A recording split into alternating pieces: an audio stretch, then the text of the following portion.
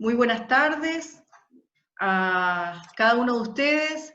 Estamos muy contentos de hacer la sesión, nuestra segunda sesión de clase de curso de clase abierta en el curso Sujetos y Movimientos Sociales que impartimos en la carrera de Trabajo Social con nuestros estudiantes aquí presentes.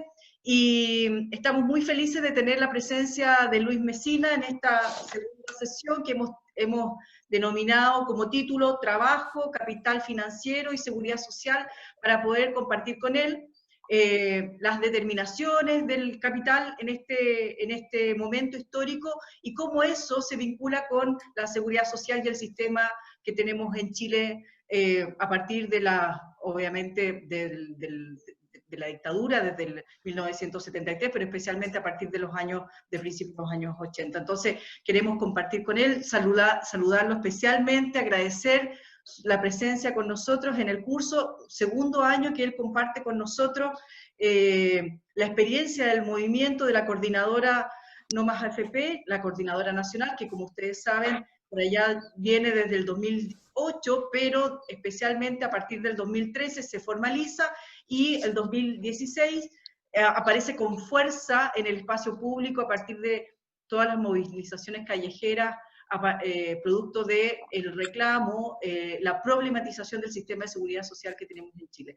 Así que queremos organizarnos del siguiente modo. Sabemos que Luis está con una agenda muy, pero muy apretada, producto de esta coyuntura que estamos viviendo esta semana. A partir del miércoles, ustedes todos saben que se aprobó legislar acerca del retiro del 10% de ahorro de las AFP y se está solicitando votar en la Cámara el martes o también ponerlo en tabla lo antes posible. Entonces sabemos que está como una agenda enormemente presionada. Así que nos organizamos para tener 1 hora 10 de conversación. En definitiva, él va a exponer durante 40 minutos y el resto de tiempo lo va a dejar para las preguntas y las dudas. Así que todo tuyo, Luis, muy bienvenido, muchas gracias. La Universidad de Chile y la Escuela de Trabajo Social abre las puertas para acoger a la coordinadora No Más AFP y bueno, feliz de tenerte acá.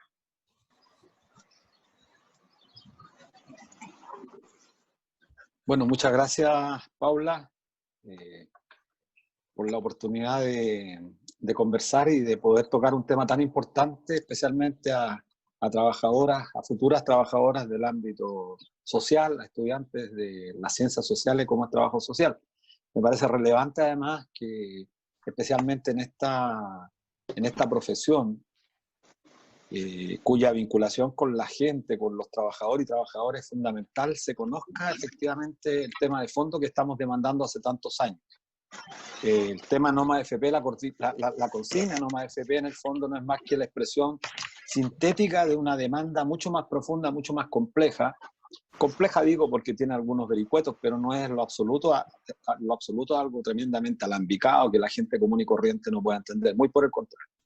Es una cosa que tiene cierta lógica, pero que conversándola se puede entender perfectamente. Así que voy a tratar de dividir por los tiempos, primero por qué No Más AFP, después quiero explicar la propuesta nuestra y finalmente dejar un espacio para el debate de la coyuntura, lo que está ocurriendo hoy día, que es tremendamente relevante, que tiene que ver con este acuerdo del 10%. Así que entro en materia. ¿Por qué hemos dicho que no más AFP? Es bueno que los trabajadores sepan, y los estudiantes en particular sepan, hoy día, datos a marzo de este año, es decir, datos recientes, los sacamos hace muy poco porque me tocó el lunes pasado exponer en la Comisión de Trabajo del Senado a propósito de la reforma que hoy día se está planteando en materia previsional. Hay 10.950.692 personas cotizando al mes de marzo del año 2020. Perdón, están afiliados, no todos cotizando. 10.950.692 que durante un año cotizaron aproximadamente poco más de 10.220 millones de dólares. Eso es lo que las AFP capturan por concepto de contribuciones, que son las contribuciones, las cotizaciones que mensualmente hacemos cada uno de los trabajadores o trabajadoras que tenemos empleo formal, que el empleador nos descuenta un 10% del salario y lo entera en las AFP. Entonces pagamos 2.220 millones más o menos de dólares durante todo un año. Las AFP, esto creo que lo expliqué en la clase del año pasado, pero me parece relevante porque hay alumnos nuevos y hay gente que nos está escuchando. Las AFP toman estos 10.000 millones de dólares y pagan pensiones. Le pagan 1.320.000 personas más o menos. ¿Cuánto le pagan de esos 10.220 millones de dólares? Le pagan un poquito más de 3.000 millones de dólares en un año. Es decir, toman 10.000, pagan 3.000, queda un excedente. ¿De cuánto es excedente? De 7.000 millones de dólares anualmente. Esto es re importante que puedan retenerlo, porque esto es lo que explica un poco por qué está en disputa una cantidad tan gigante de recursos y fundamentalmente de capital. El año 80, en 1980 finales, cuando se promulga el decreto ley 3.500, esto también es re importante que lo puedan grabar, el decreto ley 3.500, que es el que da origen al sistema privado de pensiones, se promulgó a fines del 80 y empezó su aplicación el 1 de mayo del año 81. Lleva 39 años. Cuando partió este sistema teníamos cero pesos. No había nada en el fondo, porque el sistema no existía. Entonces, de la noche a la mañana, en mayo, empiezan los primeros trabajadores a cambiarse al sistema de AFP, porque antes existían las cajas de previsión. Entonces, 0 pesos teníamos, y hoy día, al año 2019, a diciembre, teníamos 220.000 millones de dólares. Hoy día tenemos 220 porque hemos perdido más de 20.000 producto de la especulación financiera de la caída de las bolsas. Eso representa cerca del 80% del PIB, es decir, del Producto Interno Bruto, lo que se produce durante todo un año. ¿Cómo llegamos a esa cantidad gigantesca de recursos? La gente se pregunta, o no sabe la gente, pero quienes analizan este sistema no logran comprender cómo un sistema previsional ha logrado acumular tanto ahorro de los trabajadores y por qué ese ahorro no está disponible para pagar pensiones. Porque los sistemas de previsión lo que hacen es capturan las contribuciones o las cotizaciones de los trabajadores activos, toman ese dinero y pagan pensiones. En Chile se ha dado un fenómeno muy particular, peculiar, que se toman las contribuciones de los trabajadores, no se pagan las pensiones, se acumula un fondo, un excedente gigantesco que inyecta recursos al sistema financiero, cuyo desarrollo en gran parte en estos últimos 30 años le ha permitido, por ejemplo, el que Chile cuente con casi 10 a 12 multimillonarios según la revista Forbes, y ubique, por ejemplo, en el último informe, al presidente Piñera con una fortuna más grande que la propia fortuna de Donald Trump. Esa es la paradoja y la ironía de este sistema. Hemos ido acumulando una cantidad gigantesca de recursos previsionales. ¿Y qué es lo que ocurre? Que las AFP toman estos 10.000 millones, pagan las pensiones y el excedente lo van acumulando en lo que se conoce como el mercado de capitales. ¿Qué es el mercado de capitales? El mercado de capitales es el lugar, la bolsa, para decirlo en términos concretos, donde se transa una mercancía muy peculiar que se llama capital. Y el capital no es más que la expresión monetaria de fuerza de trabajo acumulada que generamos los hombres y las mujeres día a día, mes a mes, año a año. Es, en definitiva, humanidad, vida humana que el hombre y la mujer en su cotidiano acontecer va generando como riqueza. Y esa riqueza tiene una expresión monetaria que todos los meses nos sacan a nosotros una fracción equivalente al 10% y que va a parar al mercado de capitales, a inyectar recursos provenientes de nuestra humanidad al mercado de capitales, cuyos empresarios como Luxi, Mate, Angelini, Sayes, Yarur, Solari, se financian con este ahorro Banco Santander, Banco Chile, Banco BCI, etc. Scotiabank, Banco Itaú, etc. ¿Y cómo se financian? Emiten bonos de deuda o emiten acciones y las AFP compran esas acciones y a cambio le pasan el dinero. Una parte importante de nuestro ahorro previsional que se ha ido acumulando, casi un poquito más de 85, casi 90.000 millones de dólares, están invertidos en el exterior. Están invertidos en instrumentos financieros. ¿Dónde están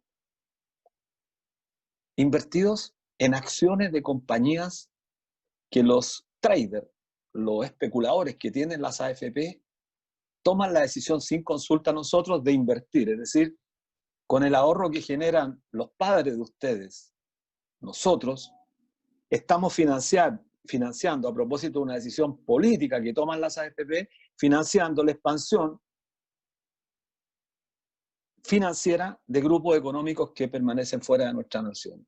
Asimismo, también financian a los grupos nacionales que expanden su fortuna, no generan empleo de calidad, y en el caso particular de grandes grupos económicos que se financian, como Horst Paulmann, por ejemplo, Paulmann, de Cencosud, que logra utilidades gigantescas, se acoge a la ley de protección al empleo, más de 3.000 trabajadores tienen que rebajar su salario, acogerse al fondo de cesantía, llama a junta de accionistas, contrata a Felipe Larraín, ex ministro de Hacienda, y se reparten utilidades superiores al 80%.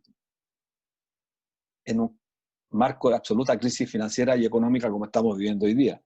Entonces este sistema opera sobre esa lógica. Captura el ahorro de los trabajadores, financia al mercado de capitales y no paga pensiones, porque las pensiones, como son autofinanciadas este modelo, cada una de las personas tiene que ahorrar durante su vida activa monto suficiente para financiar lo que se conoce como el periodo de sobrevida.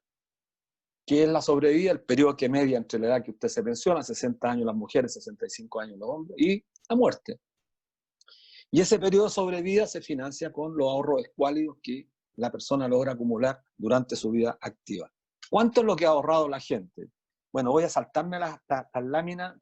¿Se pueden mostrar las láminas, Paula?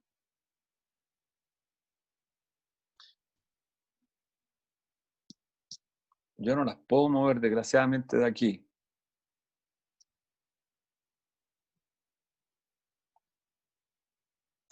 Pero hay una lámina al final. Ah, aquí. No, al final, la última, por favor. La penúltima.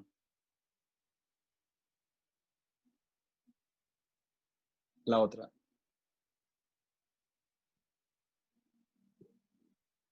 La otra. Ahí, por favor. Ahí te pasaste. Un poquito más atrás. Una más. Ahí. No, esa lámina, por favor. Por favor, esta lámina la presenté recién el día lunes pasado en el Senado, en la Comisión de Trabajo, y una lámina oficial está hecha sobre la base de los datos que proporciona la Superintendencia de AFP. Este es el nivel de ingresos que tienen acumuladas las personas en sus cuentas de ahorro, de capitalización individual. El 95,6% de los actuales afiliados, que son 10.950.692 que están abajo, tienen menos de 50 millones de pesos. El 69,9% del total de los afiliados tiene menos de 10 millones de pesos. El 83,7% menos de 20 millones de pesos. ¿A cuánto aspira la gente con ese ahorro? Bueno, la gente que tiene menos de 10 millones de pesos podrá autofinanciar una pensión de 42.000 pesos. La gente que tiene 20 millones de pesos podrá aspirar a una pensión de 85.000 pesos. Y así va subiendo. Con 30 millones de pesos la gente puede aspirar a una pensión de 130.000 pesos mensuales. ¿Cuánto es la pensión autofinanciada hoy día que se está pagando? El promedio son 144.000 pesos. Eso es lo que se está pagando hoy día como producto de lo que la gente puede autofinanciar, 144.000 pesos. ¿Cuánto es el valor hoy día del ingreso mínimo? 320.500 pesos. Es decir, 2/3 menos es aproximadamente la pensión. ¿Cuánto es la línea de la pobreza? La línea de la pobreza para un hogar de una persona está hoy día en 170.581 pesos y las pensiones autofinanciadas promedio están en 144.000 pesos. Es decir, si ustedes observan esa tabla, que es oficial, y esa la dejé en manos de Paula de forma tal que ustedes la pueden utilizar, el 83,7% de los actuales afiliados al sistema están condenados a pensionarse con un monto cuya pensión va a ser por debajo de la línea de la pobreza. Solamente un 5,01% tiene acumulado sus cuentas de ahorro más de 100 millones de pesos, con lo cual tampoco se les garantiza al final de su vida activa un monto de una pensión que le permita vivir dignamente y poder resolver los estados de necesidad en los cuales se encuentra la persona al final de la vida activa. Bueno, vuelvo nuevamente al comienzo, disculpa que me haya ido al final, pero me parecía relevante colocar esta lámina porque es absolutamente necesario que la puedan conocer. Como digo, la voy a dejar en manos de ustedes para que después la puedan analizar con más detenimiento. Vuelvo al tema inicial. ¿Por qué decimos que estamos, o por qué la consigna no más FP? ¿Qué representa esto? Representa lisa y llanamente el que no es posible concebir un sistema donde el monto de las pensiones autofinanciadas, para el caso de las mujeres que se pensionaron este año, las que se están pensionando, la mitad estén por debajo de los 48.000 pesos. Muy lejos de lo que es el ingreso mínimo de 325.000 pesos. Y eso es producto de que este sistema opera sobre una base que en ninguna parte del mundo existe, que es la capitalización individual. Y como sistema, este sistema está absolutamente fracasado después de 39 años porque se funda sobre la base de dos principios fundamentales: ahorro y rentabilidad. Y para tener ahorro es fundamental que la persona tenga empleo estable, porque sin empleo no puede ahorrar. Pero además es necesario que junto a esa primera variable que tenga la posibilidad de ahorrar, tenga también un ingreso que le permita destinar una fracción mayor de su ahorro, de su ingreso para el ahorro. Y bien sabemos que más del 50, casi el 50% de los actuales trabajadores tiene ingresos brutos por debajo de los 550.000 o 500.000 pesos.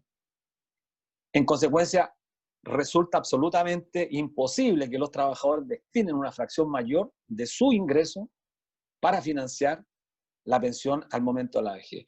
Y una segunda característica que es tremendamente importante es lo que se conoce como densidad. ¿Qué es la densidad? Son los años durante la vida activa que usted realmente ha cotizado. Y la densidad en el caso de las mujeres está en el orden del 13%, es decir, de toda la vida laboral la mujer solamente cotiza 13 años, con lo cual es absolutamente imposible que pueda autofinanciar al final de su vida activa un monto que le permita una pensión suficiente, digna, para vivir la etapa de la vejez. En el caso de los hombres un poco más alta, pero en todo caso también es absolutamente baja respecto de lo que es un sistema que, fundado sobre el ahorro individual, debiera tener garantizado. Y la segunda gran variable tiene que ver con un tema que es más bien financiero, tiene que ver con el retorno de la rentabilidad, es decir, cuánto es capaz de rentabilizar el ahorro de los trabajadores en el mercado financiero. Todo el ahorro nuestro está invertido en instrumentos financieros y esos instrumentos financieros rentan. Este sistema está cumpliendo 40 años. Durante los primeros 10 años logró una rentabilidad cercana al 12%, en el segundo decenio cayó al 10%, en el tercer decenio cerca del 8% y ahora estamos bajo el 4%. La perspectiva, según los analistas que proyectan la economía en los próximos años a partir de la crisis financiera y a partir de la crisis económica que estamos viviendo, es que el mundo en su conjunto va a entrar en un periodo largo recesivo. Y si las economías no crecen, es absolutamente razonable y lógico suponer que el capital que está expresado en instrumentos financieros no puede generar retornos que estén por encima de la economía real. No es posible. Y es por eso que se está dando esta tendencia al desplome de las bolsas, y por eso en marzo, respecto de lo que teníamos en diciembre del año pasado, tuvimos una pérdida sobre los 60.000 millones de dólares de valor de nuestro ahorro previsional, que se recuperó después, porque justamente en la caída hay pequeñas recuperaciones, porque los especuladores creen que el sistema se va a recuperar sobre la base de algunas indicaciones o algunas declaraciones de gobiernos, de estados que van a transferir recursos públicos al salvataje de las grandes compañías, especialmente las compañías aeronáuticas que están prácticamente al borde de la quiebra, y muchos bancos que están al borde de la quiebra. Según la propia OIT, hay más de 400 millones de pequeñas empresas que están a punto de quebrar. 400 millones es una cosa demencial porque implica casi dejar sin empleo a más de 1.500 millones de personas en todo el planeta, y somos un planeta que tiene poco menos de 8.000 millones. Entonces estamos hablando de dimensiones que son absolutamente trágicas si las analizamos en el contexto de lo que se viene en el corto plazo. Y si analizamos eso en el contexto de lo que se nos viene en el corto plazo, el sistema que está fundado sobre dos variables, como explicaba, ahorro y rentabilidad, el panorama es absolutamente incierto para nosotros. Termino esta primera parte entregando unas cifras que me parecen relevantes. Cuando les explicaba que las AFP capturan anualmente en promedio 10.200 millones de dólares, pagan 3.000 y queda un excedente de 7.000 millones de dólares que va a engrosar el fondo nuestro que crece año tras año, para que más o menos se tenga una dimensión de lo que estamos hablando. 7.000 millones de dólares es una cantidad sideral de recursos. Piensen ustedes que el paquete económico acordado entre el gobierno y ciertos partidos de oposición hace 2 domingos atrás, ese famoso anuncio que el Estado va a destinar 12.000 millones de dólares en un plazo de 2 años para abordar la crisis sanitaria y económica, 12.000 millones, los excedentes solamente de un año de nosotros son 7.000 millones de dólares. Y esos 7.000 millones de dólares, para efectos de poder dimensionarlo, sepan ustedes que siempre pongo este mismo ejemplo, pero creo que es bastante ilustrativo. Un hospital de alta complejidad que todavía en Chile no se construye, se va a construir ahí frente al Sótero del Río, en la comuna de Puente Alto, en la provincia de Cordillera. Ese hospital de alta complejidad, que va a tener 820 camas, tiene un costo cercano a los 650 millones de dólares. El excedente, ¿cuánto es? 7.000 millones de dólares. Es decir, más de 11 veces lo que cuesta un hospital de alta complejidad, generamos como excedente solamente en un año. O para que se tenga idea, los que están en esta carrera y que viven aquí en la región metropolitana, la línea 3 del metro, la última, la más moderna, que viene de allá de La Reina y va a terminar en Quilicura, la más larga, tiene un costo de 1.650 millones de dólares. Es decir, con el excedente de un año, podríamos construir 4 líneas modernas del metro y nos sobraría incluso parte de capital. Esa es la dimensión de los recursos que hoy día se encuentran en el mercado de capitales, financiando, insisto, a los grandes grupos económicos que toman nuestra mercancía llamada capital, la multiplican, en el caso de los bancos la compran a un valor X, inmediatamente la transforman en crédito y la colocan a disposición de los demandantes de crédito que somos nosotros mismos. Es decir, nuestro propio ahorro, nuestra propia humanidad, la de sus padres, la de sus abuelos, está puesta para financiar a los grandes grupos como el Banco Chile, Banco Santander, Banco Scotiabank, BCI, y ellos mismos convierten esta mercancía llamada capital en crédito y lo prestan a nosotros mismos, una tasa que por supuesto es casi 5, 6, hasta 10 veces más grande o mayor de la que nosotros nos retornan. Y eso es lo grave de este sistema, que está construido sobre una lógica que no guarda relación con lo que es un sistema de seguridad social. Dicho eso, paso a explicar entonces qué es la propuesta que planteamos nosotros y que me parece relevante decir algunas consideraciones generales. Nosotros estamos planteando algunas ideas generales, están en la lámina que les envié. Ya, espérame un minuto. ¿Quieres que comparta esa parte? Sí, te parece bien compartirla mejor, porque así voy más rápido por el tiempo.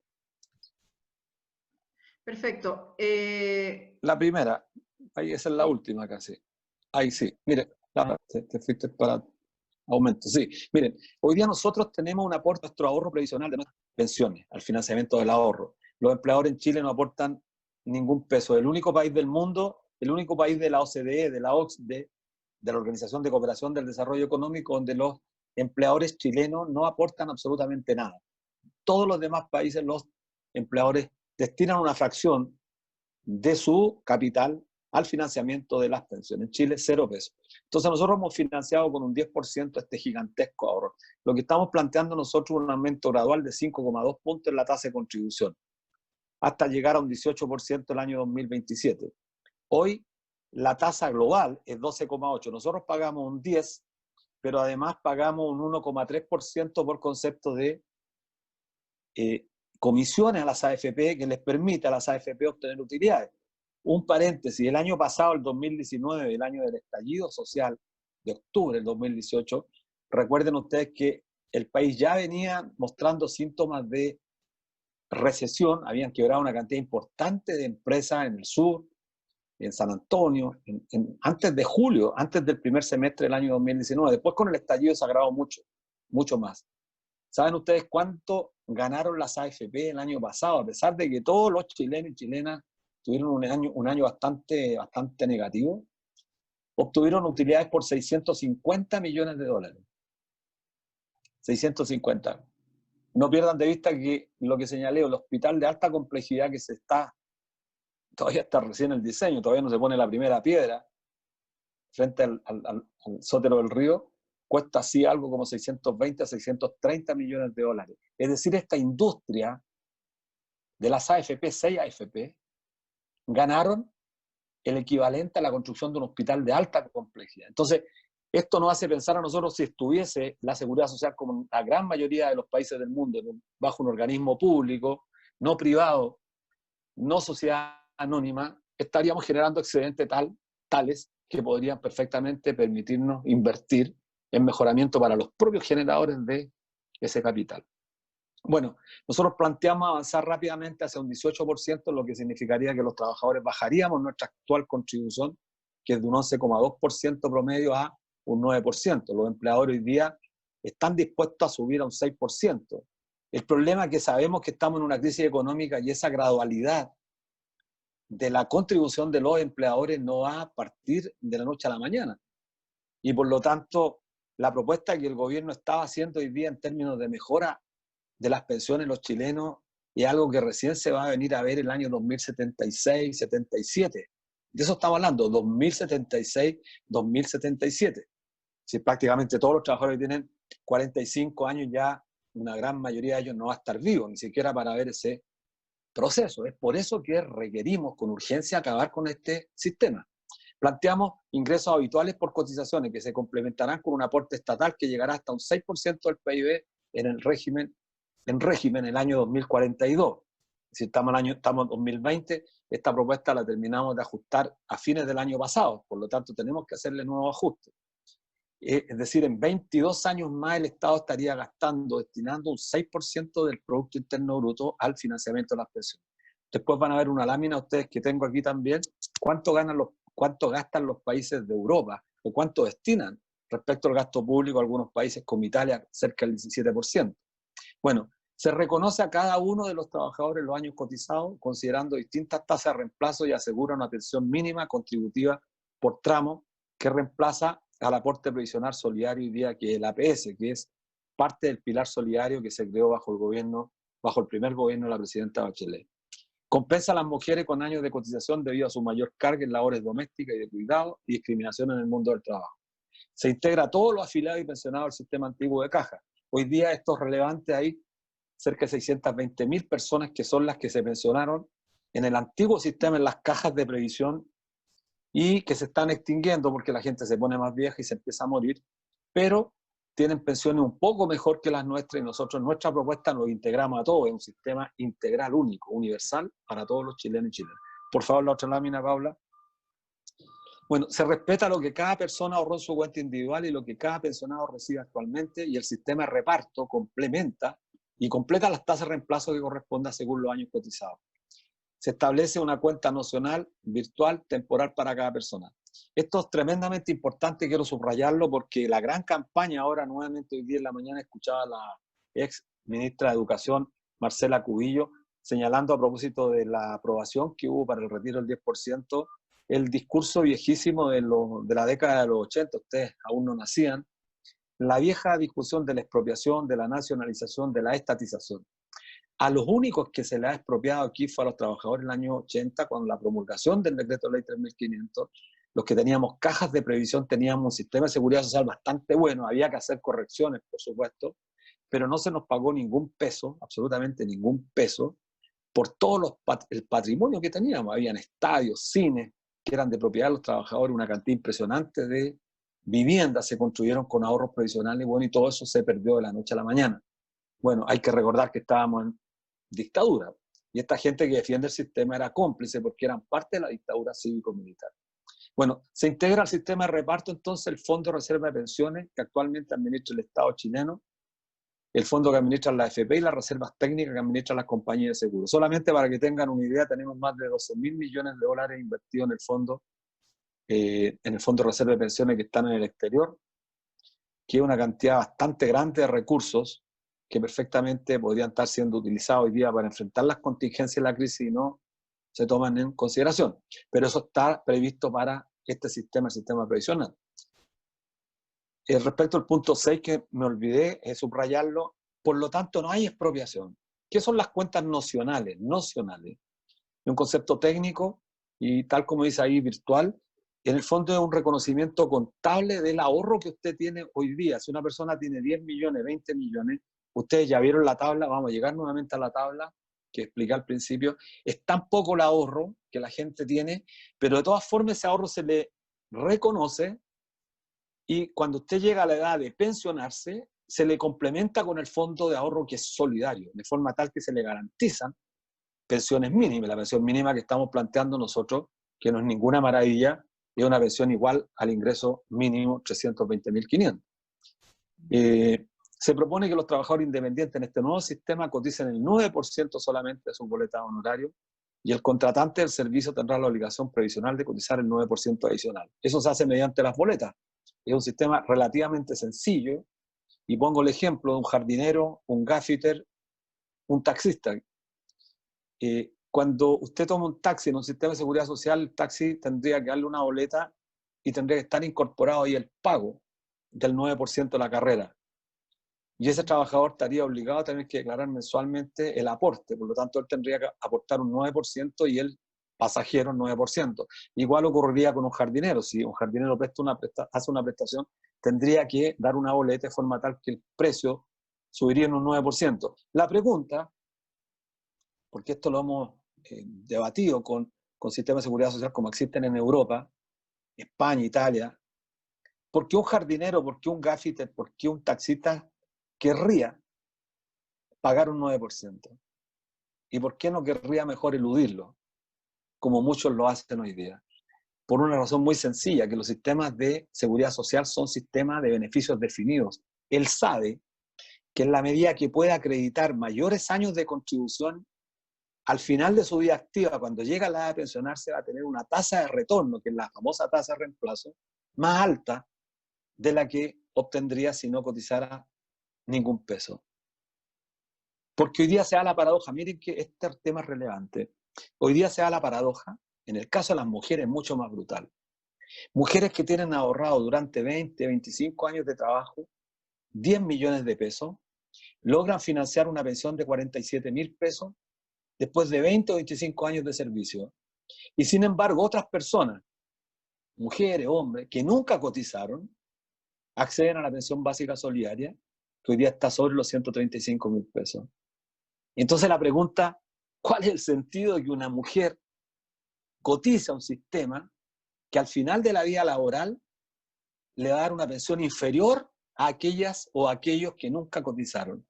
Entonces, ¿qué hace la gente? Se pone de acuerdo con el empleador y le dice, miren, a mí no me descuente el 10%, prefiero recibirlo ahora porque no me sirve de nada al final de la vida activa. Porque no es un sistema solidario, es un sistema individualista. Y eso es lo que no hay que perder de vista. Los sistemas de seguridad social son solidarios porque tienen un componente de solidaridad entre los jóvenes a los viejos. Los hombres, una contribución a las mujeres, reconocen en el Estado capitalista particularmente que la mujer es mucho más discriminada por el salario, por las condiciones objetivas, por el no reconocimiento a la maternidad, por el no reconocimiento al trabajo no remunerado, al trabajo de cuidado, etcétera, etcétera. Cuestión que en el caso chileno las mujeres han instalado con mucha fuerza en este último tiempo. Pero aprovecho a hacer la digresión porque se me puede olvidar después. Voy bien en el tiempo todavía. Y quiero decirlo, que es muy importante porque mayoritariamente estos cursos entiendo que hay todavía mayor presencia femenina. Mire, el año 90, este es un dato relevante, El año 90 la participación femenina en el mercado del trabajo, según la Comisión Nacional de Productividad, representaba el 24,7%. O sea, de 100 mujeres, de 100 empleos, 24,7 capturaban las mujeres. El año 2019, esta relación llegó a 50,1. Es decir, de 100 empleos, 50,1 los capturaban las mujeres. ¿Saben cuánto estamos hoy día? 38%. Hemos bajado más de 10 puntos. Las mujeres han perdido más de 10 puntos por varias razones. Una de las razones más importantes es que se encuentran cerrados los jardines infantiles, las salas cunas. Y en un hogar donde hay hombre y mujer, se ha tomado la determinación de que alguien tiene que quedarse con los niños. Es un estado patriarcal, culturalmente siempre discriminador de la mujer, y además porque entre una pareja el hombre gana más, entonces se optó en muchos casos que la mujer perdiera el empleo. Nada más trágico, nada más injusto. Pero además, muchos hogares son monoparentales, y hogares monoparentales donde el jefe o la jefa de hogar es mujer. Mucho de esto. Ustedes deben tener más información respecto a este tema. Y todas esas mujeres están perdiendo el empleo, especialmente las que tenían renta variable. O sea, no solamente están perdiendo el empleo, están cayendo definitiva y derechamente a la pobreza. Porque ya llevamos casi 4 meses de confinamiento sin ingresos. Bueno, por eso es tremendamente relevante un sistema que le reconozca los años de contribución a las personas. Bueno, y finalmente se cambia la pensión básica solidaria, hoy día focalizada solamente en el 60% más pobre. Ustedes escuchan que todos los planteamientos de Piñera, bueno, de Piñera y también de Bachelet, siempre estuvieron orientados a hacer del Estado un Estado subsidiario que focaliza el gasto, y lo focaliza siempre en el 60% más pobre, que han excluido todos los sectores medios. ¿Quiénes son los sectores medios? Los profesores, los funcionarios públicos, los trabajadores del sistema financiero, los trabajadores del comercio, bueno, todos nosotros, todos los que están ahí. Y desgraciadamente todos los que estamos aquí en ese 40% no podemos acceder a becas, no podemos acceder a créditos, a subsidios, etcétera, etcétera. Pero mucha gente ha perdido el empleo y como no tiene ficha de acreditación no puede acceder. Lo estoy viviendo a diario, gente que lo llama a uno pidiéndole que le demos una mano porque no puede aspirar ni siquiera a los 100.000 pesos que el gobierno prometió entregar. Entonces cambiamos la pensión básica solidaria, hoy día está al 60% más pobre, pero están alrededor de 130.000 pesos, por la pensión universal para todos, no contributiva y contributiva, igual al 100% del salario mínimo, es decir, 320.500 pesos al día de hoy. Eso, los 110 subieron, los 320.500 del valor de hoy. ¿Por qué para todos y todas?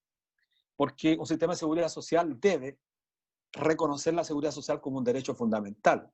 Y los derechos fundamentales, en el caso de la seguridad social, son inalienables a la persona humana, son constitutivos de un reconocimiento de derechos humanos por la propia Organización Internacional del Trabajo y por otros organismos internacionales, y en consecuencia todas las personas tienen derecho, por el solo hecho de ser personas humanas, a acceder a una pensión universal.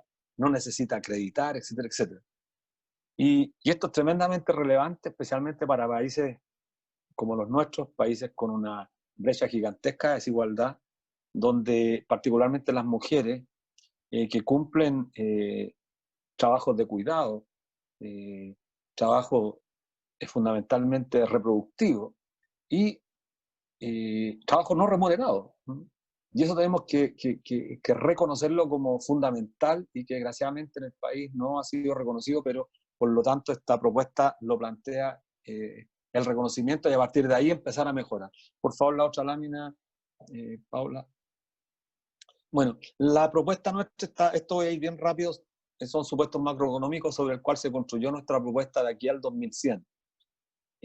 Como verán ahí, un periodo 2020-2100, sobre un supuesto bien pesimista, y eso lo hicimos pesimista con el objeto de que los monetaristas que iban a salir a condenarnos, a criticarnos, esta propuesta la hemos expuesto, yo diría, más de 300 veces con Kremerman, que somos los que más la hemos expuesto, y en todas las facultades, en todos los lugares, generalmente nunca ha sido objeto de cuestionamiento, porque una propuesta muy conservadora, el PIB creciendo al 1% real, es por supuesto en estos periodos el PIB va a estar por debajo de cero, pero en general el Producto Interno se mantiene en torno al 2-3%. Una remuneración y un salario mínimo real equivalente al 1% y una inflación del 3%. La capitalización del Fondo de Reserva, la rentabilidad real, eso está hecho en 3 supuestos de escenarios que los voy a explicar más adelante, porque lo que necesitamos nosotros es generar rentabilidad al capital que forma el fondo de reserva. Lo que nosotros planteamos en esta nueva propuesta es un sistema de reparto con fondos de reservas técnicas, es decir, ese excedente que les explicaba al comienzo, que las AFP capturan 10.000, pagan 3.000 y queda un excedente de 7.000, que hoy día permite que tengamos un fondo de 200.000 millones de dólares, es lo que hay que rentabilizar. Y si miren, solamente un problema lógico, si entran 10.000, se pagan 3.000, perfectamente podríamos duplicar las pensiones, los montos. Si duplicamos los montos de las pensiones, no pagaríamos 3.000, pagaríamos 6.000. Igual nos quedaría un excedente de 4.000. Por eso nosotros planteamos que en un plazo gradual de 5 años mínimo, llegamos a la pensión universal para todos, igual al salario mínimo, a 320.500. La gente tiene que pensar que no podemos pagar pensiones de 500, 600.000 pesos como mínimo porque los chilenos ganan muy poco. Entonces eso escapa al ámbito de la seguridad social, ¿sí? Pero a lo menos una pensión que cumpla con el estándar mínimo del ingreso mínimo, que es lo que se establece en todos los países con cierto grado de desarrollo. Pasemos a la otra. Okay. Mira, aquí es lo que dije al comienzo.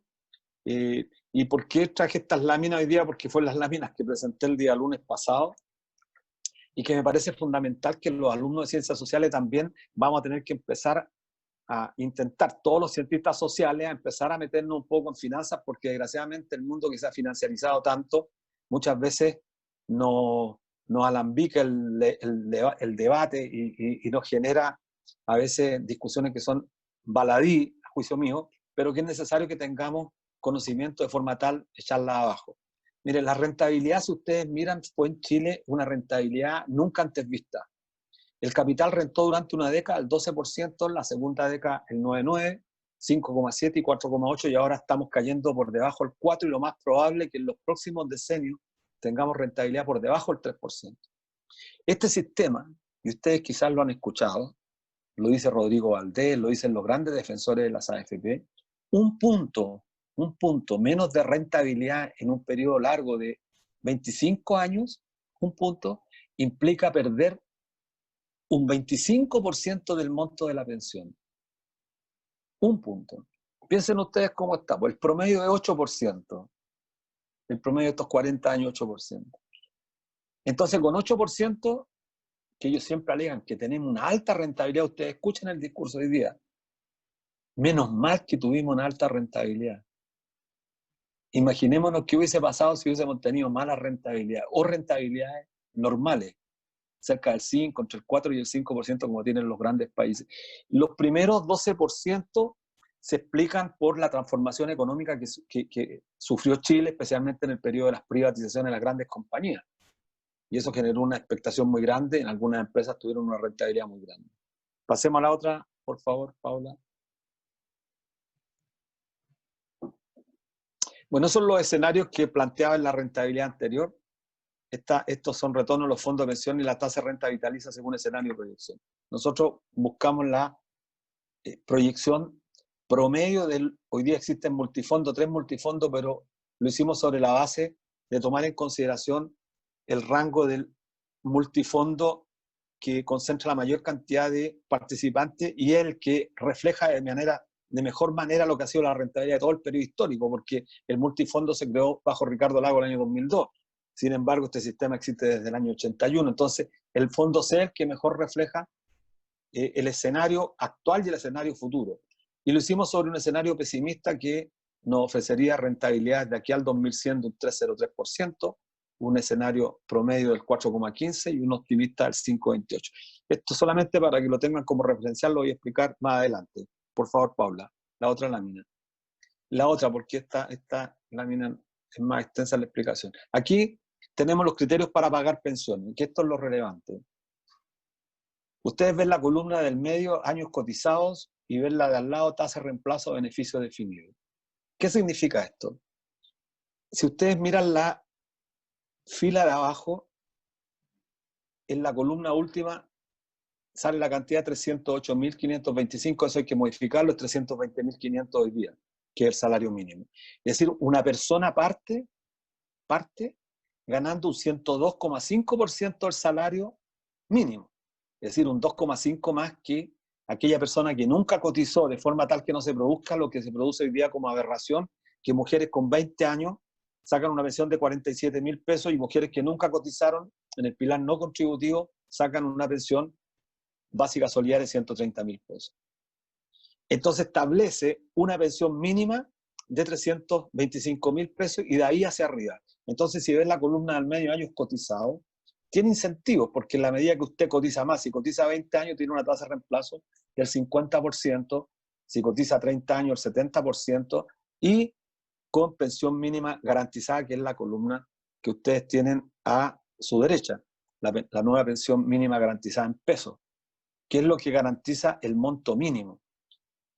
Eso está construido sobre los valores actuales de ingresos de los trabajadores, sobre la base del excedente que hemos acumulado en 39 años, y que, como ustedes verán, la diferencia que tiene nuestra propuesta es que la pensión mínima respecto a la pensión máxima no supera las 7,2 veces, los 308.525 respecto a la máxima pensión que está a la mano izquierda superior, los 2.236.000, que hay que hacer el ajuste del último reajuste, no la supera en 7,2 veces, que es una relación construida sobre la relación que establecen los salarios en algunos estatutos de grandes compañías alemanas, en algunas compañías suizas, de forma tal que la relación de ingresos entre el último trabajador, el menos calificado, y el más cualificado no tiene una diferencia como en el caso chileno, que en los bancos la relación del último funcionario de menor ingreso respecto al presidente de la compañía son 144 veces. Y es por eso que en Chile tenemos una segregación tan brutal que en ningún país, yo diría prácticamente en ningún país del mundo, es tan brutal como la chilena. Quienes vienen del exterior a conocer el país, van a las comunas del sector oriente, quedan francamente sorprendidos, porque Chile tiene estándares que ni siquiera en los países de más desarrollo en Europa los tienen. Pero sin embargo tiene otros niveles o estándares comunas periféricas que están por debajo incluso de los promedios de algunos países africanos, que vienen en condiciones absolutamente de pobreza. Entonces se verá ahí que eso tiene una...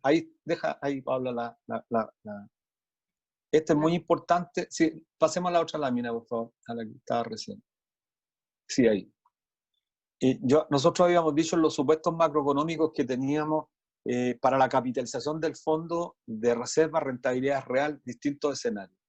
Y construimos esta propuesta sobre la base de una circular que la propia superintendencia nos dio a propósito del debate que hicimos el año pasado a principios con la ministra actual del Trabajo, María José Saldívar, que en ese tiempo era subsecretaria con su equipo técnico, y me tocó ir como en 4 oportunidades con Kremerman a discutir la propuesta nuestra. Y la proyección que hicimos sobre nuestros datos, pero tomando los indicadores que ellos nos proporcionaron, calculamos las proyecciones que tendría la sostenibilidad del sistema nuestro.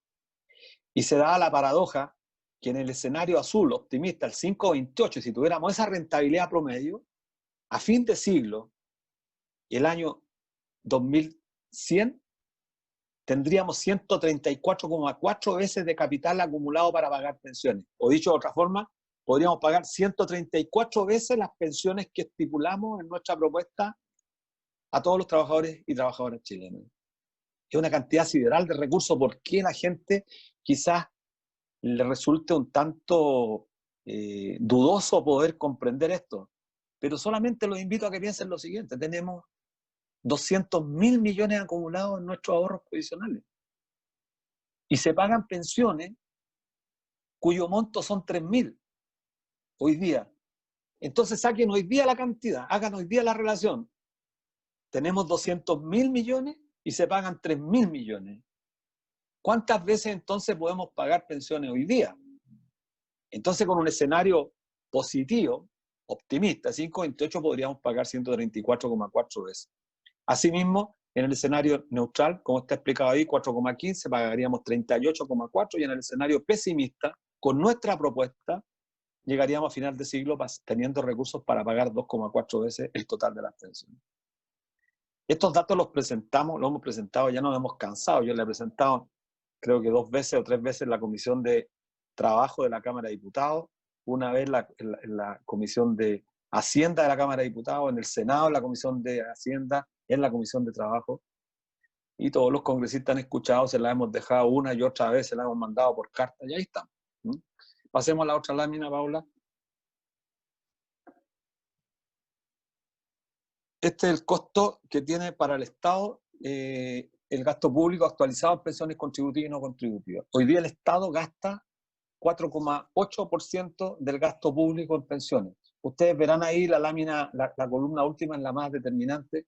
Gastamos, con todo el mejoramiento de las pensiones, empezamos a gastar un 4,14%, es decir, bajamos el costo actual del Estado y el próximo año ya, el 2025, porque eso está hecho por rangos de 5 años, estaríamos gastando un 5,21% del Producto Interno Bruto. Estoy pasando el tiempo, así que voy a ir muy rápido. Ustedes esta tabla la pueden observar con detenimiento, verán que el gasto de las Fuerzas Armadas y Orden lo ajustamos a 0,99%, hoy día ya está un poquito más alto, 1,01% lo que gasta el Estado. Entonces podrán apreciar ahí que el Estado gasta en el pilar solidario, que es lo que les señalaba hace algún rato, verán que el gasto total en la tercera columna empieza el gasto total del Estado como empleador en un 0,13, sube a un 0,26, sin embargo se mantiene constante el gasto de las Fuerzas Armadas. ¿Por qué? Porque a 137.000 personas, las Fuerzas Armadas, nosotros, los chilenos y chilenas, le estamos pagando casi el 1% del PIB, y sin embargo a 500.000 funcionarios públicos les pagamos menos. Entonces esa es la ironía. Lo mismo ocurre con el gasto que el Estado tiene en concurrir al financiamiento del pilar solidario. Gasta mucho menos de lo que se gasta en las Fuerzas Armadas. Pasemos a la otra lámina, por favor.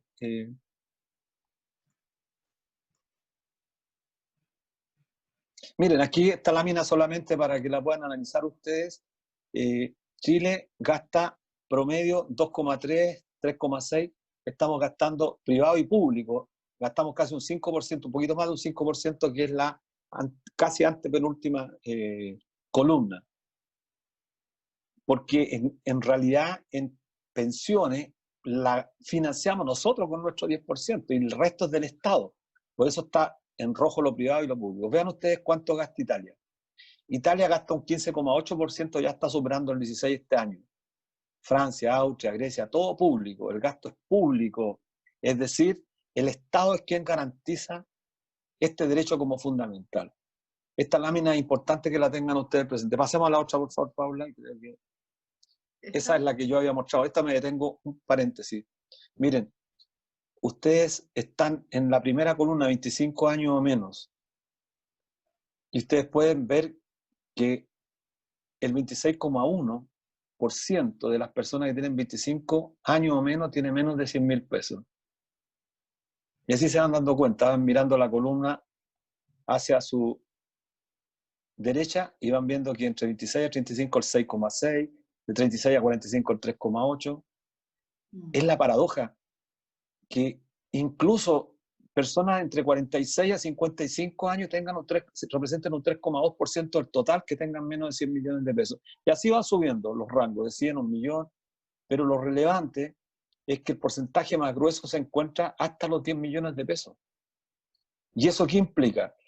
El rango, la columna entre 56 a 60 años, que es la edad en la que se encuentran próximas a pensionarse, las mujeres van a acceder justamente a la pensión de 47.000 pesos que les señalaba hace un rato atrás.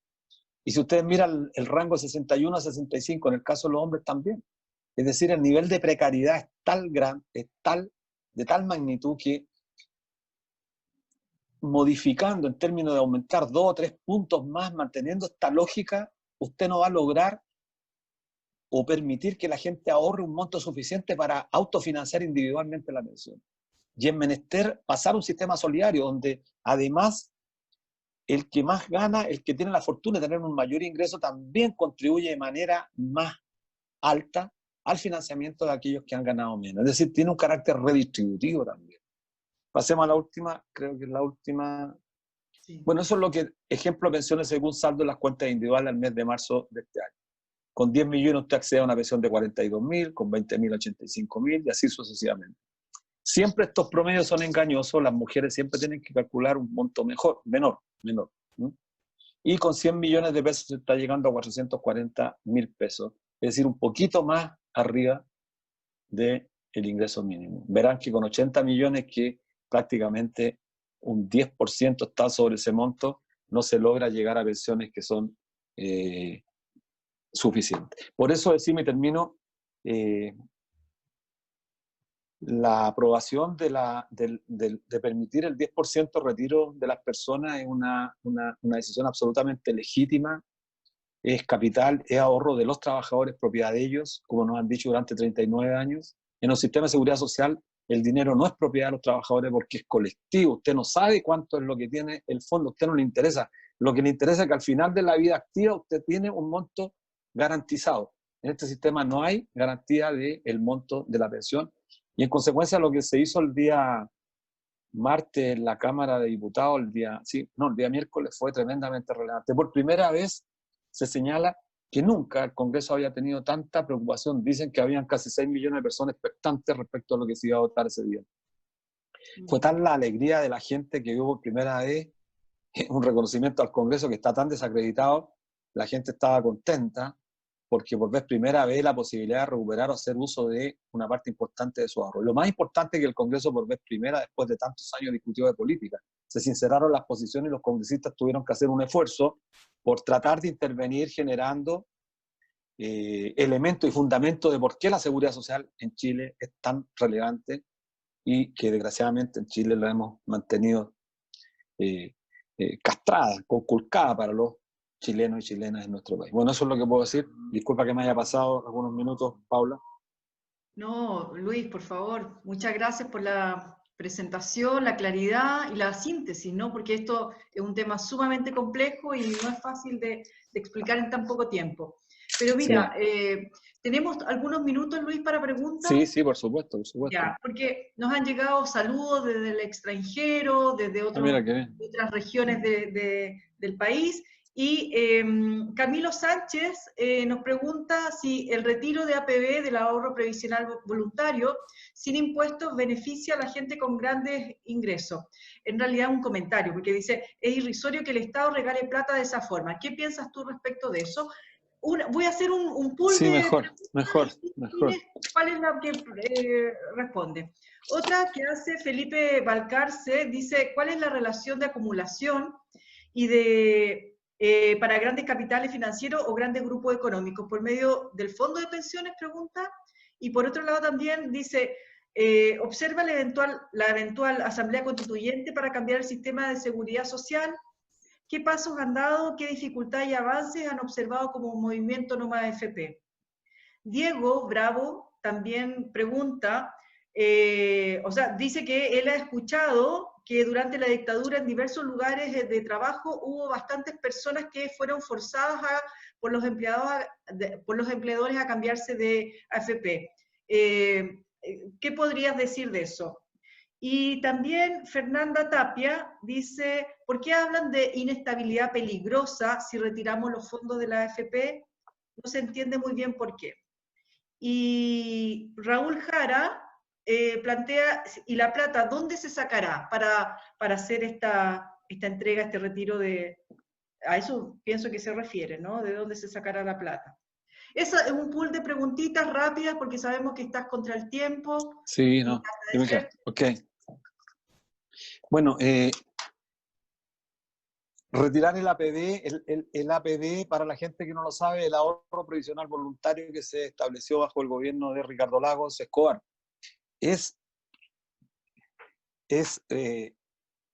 fue una maniobra porque si no existiera APB, en las marchas nuestras también andarían los gerentes de los bancos marchando porque también estarían condenados a pensiones miserables. ¿El APB qué significó? Entregar una franquicia tributaria a las rentas de altos ingresos para que destinaran una fracción de su ingreso al ahorro previsional voluntario, liberándolos de impuestos cuando los saquen. Es una burla porque al final, al fin de cuentas, lo que hace el Estado es que los libera del pago de impuesto mensual cuando ellos destinan una fracción de su ingreso al ahorro previsional. Ahora, lo que se ha estado planteando en estos días es que se permita sacar ese ahorro previsional a los más ricos del país sin pagar los impuestos, lo que sería francamente una de las tantas insolencias que se han cometido y injusticias en nuestro país. Respecto de la segunda pregunta, si en realidad me quedo con la segunda parte de la pregunta. La Asamblea Constituyente es fundamental para cambiar la ley, para cambiar las AFP, el decreto ley 3.500, es fundamental. Mira, hoy día se encuentra, después de mucho tiempo, 5 senadores de la República tomaron la demanda nuestra de derogar el decreto ley 3.500 y la presentaron. Hoy día se está discutiendo en la Comisión de Constitución, Legislación y Justicia del Senado.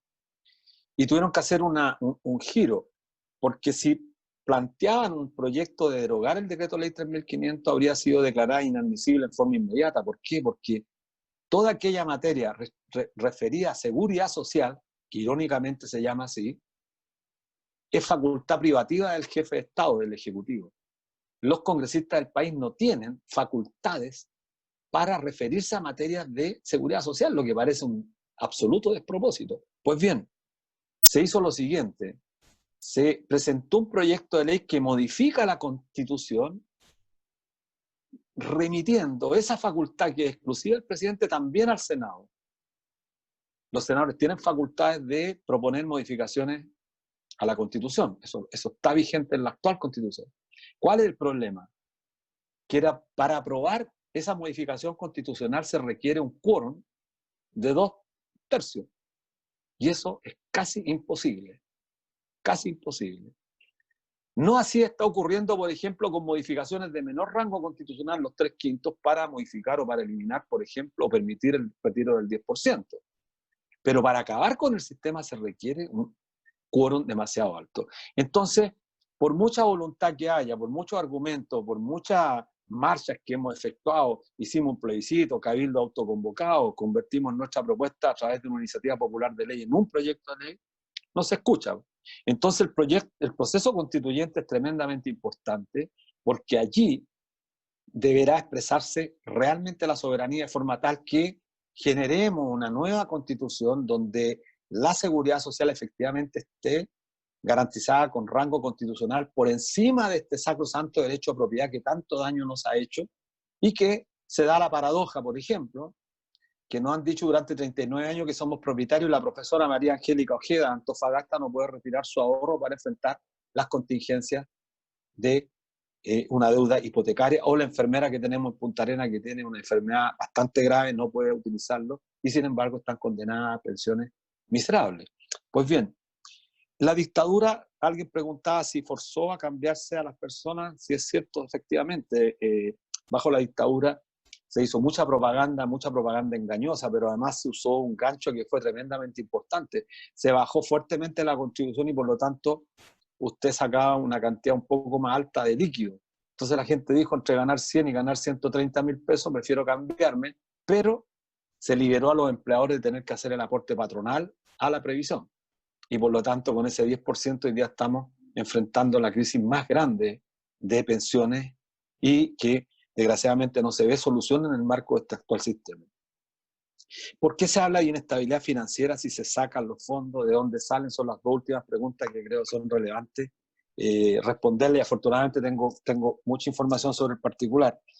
Miren, decían que las personas, los que defienden este sistema, que esgrimen como fundamento: mire, si ustedes sacan la plata, sus pensiones futuras van a ser miserables. Hoy día son miserables las pensiones. Y con el ahorro que ustedes tienen, lo que van a perder es muy poco. Mire, recién salió una publicación, la tengo aquí a mi lado en el computador, de la OCDE, de retirar el 10% de los fondos para la pensión reduce entre 2 y 9% la jubilación futura. ¿Quién lo dice? Pablo Antonil, jefe de la sección pensiones de la OCDE. Lo mandaron, lo llamó el gobierno para que hiciera un pronunciamiento. Bueno, hicimos los cálculos para que ustedes escuchen. Las pensiones promedio, en el caso de las mujeres, la pensión de 262.028, que es el promedio para que las que han cotizado 30 años, ¿sí? 30 años, las que pueden financiar una pensión grande, 262.028, el 2% significa 5.241 pesos. Y el 9% significa 23.582 pesos. Para el caso de los hombres, 342.695 pesos la pensión promedio. El caso del 2% le significa perder 6.854, y para el caso del 9%, 30.842, que sería el monto más alto. Pero en general, las pensiones están perdiendo de 262.000, bajan a 235.000 en el mejor de los casos. Es prácticamente marginal, pero además tomando en consideración que los mercados bursátiles, los mercados financieros están hoy día absolutamente frágiles, porque la economía mundial está entrando en un proceso recesivo y nuestro ahorro está invertido, más de casi 100.000 millones de dólares están invertidos en instrumentos financieros fuera del país. Si las economías caen, nos pegan fuertemente, como ocurrió con Latam recientemente. Pero además perdimos 60.000 millones, no hace mucho. Y ocurre que esta gente que sale con este discurso del terror no dice absolutamente nada cuando las bolsas se desploman. Ahora bien, ¿de dónde? El otro tema que se ha señalado con mucha insistencia, que hoy día le permiten en la televisión, en los matinales, bueno, ustedes saben, están todos los políticos, Evelyn Matei pasa ahí, Lavín igual, Evelyn Matei le pusieron un pizarrón y empezó a hacer clases, y decía que los instrumentos financieros, al tener la AFP que liquidar muchos instrumentos financieros para atender esta demanda del retiro, la oferta es mucha y por lo tanto la demanda cae y el precio también cae. El principio de la oferta y la demanda. No es cierto. El fondo nuestro que está invertido en el exterior nos representa el 0,11% del total de los activos financieros que se transan en el mercado financiero mundial. Si bien es cierto, mucho dinero internamente, que como lo decía yo hace algún rato, el excedente podríamos construir casi con el excedente de un año 8 hospitales de alta complejidad. En el mercado internacional financiero nuestra economía es prácticamente nada, marginal. No representa ni siquiera el 1% del PIB mundial. Pues bien, lo que va a ocurrir es que efectivamente cuando se tengan que licitar estos activos financieros, van a sufrir algunos deterioros, pero deterioros que, dado el nivel de precariedad del ahorro que tiene la gente en nuestro país, va a ser absolutamente marginal. Y vuelvo a la lámina que les dejé y que les presenté, el 95,6% de la gente tiene menos de 50 millones en sus cuentas de ahorro y un 83% tiene menos de 20 millones de pesos. Así que la preocupación es absolutamente marginal.